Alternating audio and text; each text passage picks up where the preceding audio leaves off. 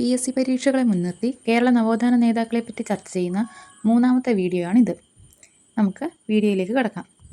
മക്തി തങ്ങൾ 1847 ജനിച്ച് 1912 മരിച്ചു. പൊന്നാനിയിൽ വെള്ളയങ്കോടാണ് ജനനം. ബ്രിട്ടീഷ് സർക്കാരിന് എക്സൈസ് ഇൻസ്പെക്ടറായി ജോലി ചെയ്തു. മലയാളം ലിപിയിൽ ആദ്യമായി പുസ്തകമിറക്കിയ മുസ്ലിം എഴുത്തുകാരനാണ് മക്തി തങ്ങൾ. പൊന്നാനിയിൽ വെള്ളയങ്കോടാണ് ജനനം. ബ്രിട്ടീഷ് സർക്കാരിന് എക്സൈസ് ഇൻസ്പെക്ടറായി ജോലി ചെയ്തിട്ടുണ്ട്.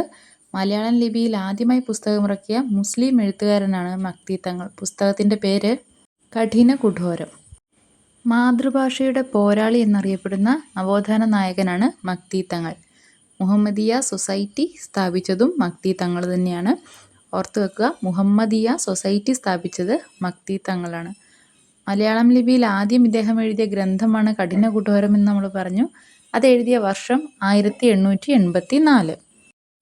അടുത്ത പോയിന്റ്, അറബി മലയാളത്തിൽ രചിച്ച ആദ്യ കൃതിയാണ് മരുമക്കത്തായം. മക്തി തങ്ങൾ മരുമക്കത്തായം എഴുതിയത് അറബി മലയാളത്തിലാണ്.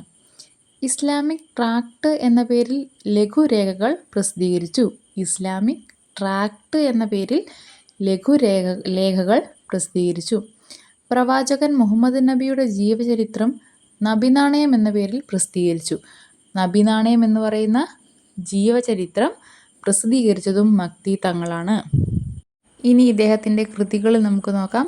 മുസ്ലിം ജനവും വിദ്യാഭ്യാസവും, മൂസക്കുട്ടിയുടെ മൂക്കുത്തി, സ്വർഗത്തിലേക്കുള്ള വഴികാട്ടി ക്രിസ്തുവോ പൗലോസോ, പാലില്ല പായസം, മുസ്ലിങ്ങളും രാജഭക്തിയും, സത്യദർശിനി. മക്തി തങ്ങളുടേതാണ് മുസ്ലിം ജനവും വിദ്യാഭ്യാസവും. മൂസക്കുട്ടിയുടെ മൂക്കുത്തി, ആ മൂക്കുത്തി കാണുമ്പോൾ നമുക്ക് മക്തി തങ്ങളിനെ ഓർക്കാം. അതേപോലെ തന്നെ അറബി മലയാളത്തിൽ രചിച്ച മരുമക്കത്തായവും മക്തി തങ്ങളുടേതാണ്. സ്വർഗത്തിലേക്കുള്ള വഴികാട്ടി ക്രിസ്തുവോ പൗലോസോ, പാലില്ല പായസം, മുസ്ലിങ്ങളും രാജഭക്തിയും, സത്യദർശിനി. മക്തി തങ്ങളെക്കുറിച്ച് ഏറ്റവും ഇമ്പോർട്ടൻ്റ് ആയ കുറച്ച് കാര്യങ്ങൾ നമുക്ക് ഒന്നും കൂടെ നോക്കാം. മാതൃഭാഷയുടെ പോരാളി എന്നറിയപ്പെടുന്ന നവോത്ഥാന നായകനാണ്. മലയാളം ലിപിയിൽ പുസ്തകം പ്രസിദ്ധീകരിച്ച ആദ്യ മുസ്ലിം എഴുത്തുകാരനാണ്. പുസ്തകം കഠിന കുഠോരം, വർഷം 1884. മരുമക്കത്തായം അറബി മലയാളത്തിൽ രചിച്ചു. അദ്ദേഹത്തിൻ്റെ കൃതികളായിരുന്നു, ഓർത്തിരിക്കേണ്ട കൃതികളാണ്, മുസ്ലിം ജനവും വിദ്യാഭ്യാസവും, മൂസക്കുട്ടിയുടെ മൂക്കുത്തി, പാലില്ല പായസം, മുസ്ലിങ്ങളും രാജഭക്തിയും, സത്യദർശിനി. നബിനാണയം എന്ന പേരിലെ ജീവചരിത്രം, മുഹമ്മദ് നബിയുടെ ജീവചരിത്രമായ നബിനാണയം എഴുതിയത് മക്തി തങ്ങളാണ്. ഇസ്ലാമിക് ട്രാക്ട് എന്ന പേരിൽ ലഘുരേഖകൾ ഇദ്ദേഹം എഴുതിയിട്ടുണ്ട്. ഇനി അടുത്ത നവോത്ഥാന നേതാവായ ആറാട്ടുപുഴ വേലായുധ പണിക്കരെ കുറിച്ച് നമുക്ക് നോക്കാം. ആറാട്ടുപുഴ വേലായുധ പണിക്കർ ജനിച്ചത് 1825, മരിച്ചത് 1874.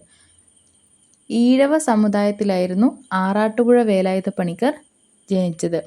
ആലപ്പുഴ ജില്ലയിലെ കാർത്തികപ്പള്ളി താലൂക്കിലെ ആറാട്ടുപുഴ ഗ്രാമത്തിലാണ് ആറാട്ടുപുഴ വേലായുധ പണിക്കർ ജനിച്ചത്. അദ്ദേഹത്തിൻ്റെ ആദ്യ നാമം കല്ലിശ്ശേരി വേലായുധ ചേകവർ എന്നായിരുന്നു. ഒന്നുകൂടെ നോക്കാം. ഈഴവ സമുദായത്തിലാണ് ജനിച്ചത്. ജനനം ആലപ്പുഴ ജില്ലയിലെ കാർത്തികപ്പള്ളി താലൂക്കിലെ ആറാട്ടുപുഴ ഗ്രാമത്തിലാണ്. ആദ്യ പേര് കല്ലിശ്ശേരി വേലായുധ ചേകവർ.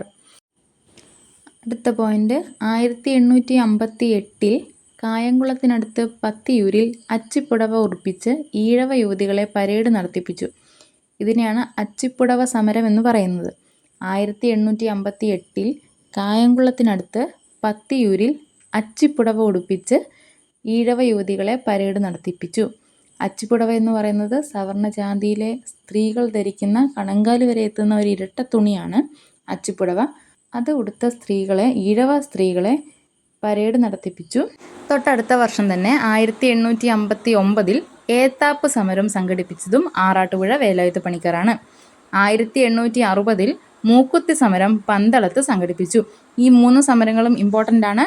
1858 അച്ചിപ്പുടവ സമരവും, 1859 ഏത്താപ്പ് സമരവും, 1860 മൂക്കുത്തി സമരവും സംഘടിപ്പിച്ചത് ആറാട്ടുപുഴ വേലായുധ പണിക്കറാണ്. കൊല്ലപ്പെട്ട ഒരേ ഒരു നവോത്ഥാന നായകനാണ് ആറാട്ടുപുഴ വേലായുധ പണിക്കർ. കൊല്ലപ്പെട്ട ഒരേ ഒരു നവോത്ഥാന നായകനോ അല്ലെങ്കിൽ കൊല്ലപ്പെട്ട ആദ്യത്തെ നവോത്ഥാന നായകൻ എന്ന് വേണമെങ്കിലും ചോദിക്കാം. 1874 കായംകുളത്ത് വെച്ചാണ് അദ്ദേഹം കൊല്ലപ്പെട്ടത്. 1860 കഥകളിയുമായി ബന്ധപ്പെട്ടുണ്ടായിരുന്ന സവർണ മേധാവിത്വം അവസാനിപ്പിക്കാൻ കഥകളി യോഗം സ്ഥാപിച്ചു. കഥകളി യോഗം സ്ഥാപിച്ചതും ആറാട്ടുപുഴ വേലായുധ പണിക്കരാണ്. എന്തിനു വേണ്ടിയാണ് കഥകളി യോഗം സ്ഥാപിച്ചത്? കഥകളിയുമായി ബന്ധപ്പെട്ടിട്ടുണ്ടായിരുന്ന സവർണ മേധാവിത്വം അവസാനിപ്പിക്കാൻ വേണ്ടിയിട്ടാണ് അദ്ദേഹം 1860 കഥകളി യോഗം സ്ഥാപിച്ചത്. കൂടാതെ 1854 മംഗലത്ത് ഗ്രാമത്തിലും 1855 ചെറുവരണം ഗ്രാമത്തിലും ക്ഷേത്രങ്ങൾ പണിതതും ആറാട്ടുപുഴ വേലായുധ പണിക്കറാണ്. ഇദ്ദേഹവുമായി ബന്ധപ്പെട്ട് നമ്മൾ ഓർത്തിരിക്കേണ്ട വർഷങ്ങൾ 1854, 1855, പിന്നീട് 1858, 1859, 1860. ഈ വർഷങ്ങളിലെ പ്രത്യേകതകളൊന്ന് മനസ്സിലാലോചിച്ച് നോക്കുക. എറണാകുളം ജില്ലയിലെ പെരുമ്പള്ളിയിലാണ് ആറാട്ടുപുഴ വേലായുധ പണിക്കരുടെ അന്ത്യവിശ്രമ സ്ഥലം. നമ്മൾ പറഞ്ഞു 1874 അദ്ദേഹം മരിച്ചത്. കായംകുളത്ത് വെച്ചായിരുന്നു മരണം. സവർണരാൽ ആക്രമിക്കപ്പെട്ടിട്ടാണ് അദ്ദേഹം മരിച്ചിട്ടുണ്ടായിരുന്നത്. ആദ്യമായി രക്തസാക്ഷിയായ ആറാട്ടുപുഴ വേലായുധ പണിക്കർ എന്ന നവോത്ഥാന നായകനെക്കുറിച്ച് ഒന്നും കൂടി നമുക്ക് നോക്കാം. ജനനം 1825 ആലപ്പുഴ ജില്ലയിലെ കാർത്തികപ്പള്ളി താലൂക്കിലാണ് ആറാട്ടുപുഴ വേലായുധ പണിക്കർ ജനിച്ചത്. ആദ്യകാല നാമം കല്ലിശ്ശേരിൽ വേലായുധ ചേകവർ. അടുത്തത് ഇമ്പോർട്ടൻ്റ് ആയിട്ടുള്ള കാര്യങ്ങളാണ്. അച്ചിപ്പുടവ സമരം കായംകുളത്തെ പത്തിയൂരിൽ വെച്ചാണ് നടന്നത് 1858.